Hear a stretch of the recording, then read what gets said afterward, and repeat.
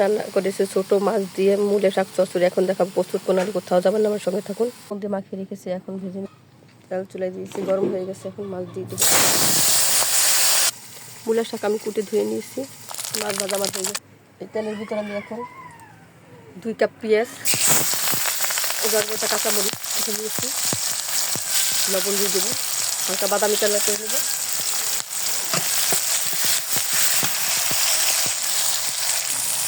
দিয়ে দেবো রসুন, জিরা, পেঁয়াজ বাটা। এখন দিয়ে দেবো হলুদ। মশলাটা আমি ভালোভাবে কষিয়ে নেব।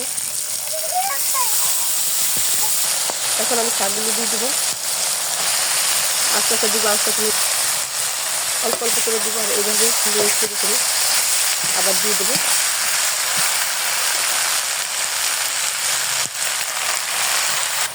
এখানে আমি পানি ইউজ করবো না, ওপেন ইউজ করে দিতেছি। দেখেন অলরেডি পানিও অনেকগুলো গেছে, বের হয়ে গেছে, গলেনি, সরি বের হয়ে গেছে। তাছাড়া দিতে আমি এই ঢাকনা দিয়ে ঢাকবো না, শাকটার কালারটা চেঞ্জ হয়ে যাবে, তার জন্য আমি 1 মিনিট পর মাছগুলো দিয়ে দিই। এখন আমি মাছ দিয়ে দেবো,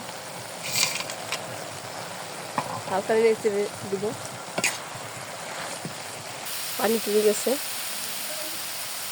এখন 1 মিনিটের মতো রেখে নামিয়ে নিব, মিডিয়াম আঁচে রেখে। ছোটো মাছ দিয়ে মূলে শাক চচ্চড়ি আমার হয়ে গেছে। আজকে পর্যন্ত আবার নতুন কোনো ভিডিও আপনার সামনে কিছু ভালো থাকবে। আসসালামু আলাইকুম রহমতুল্লাহি ওয়া বারাকাতুহু।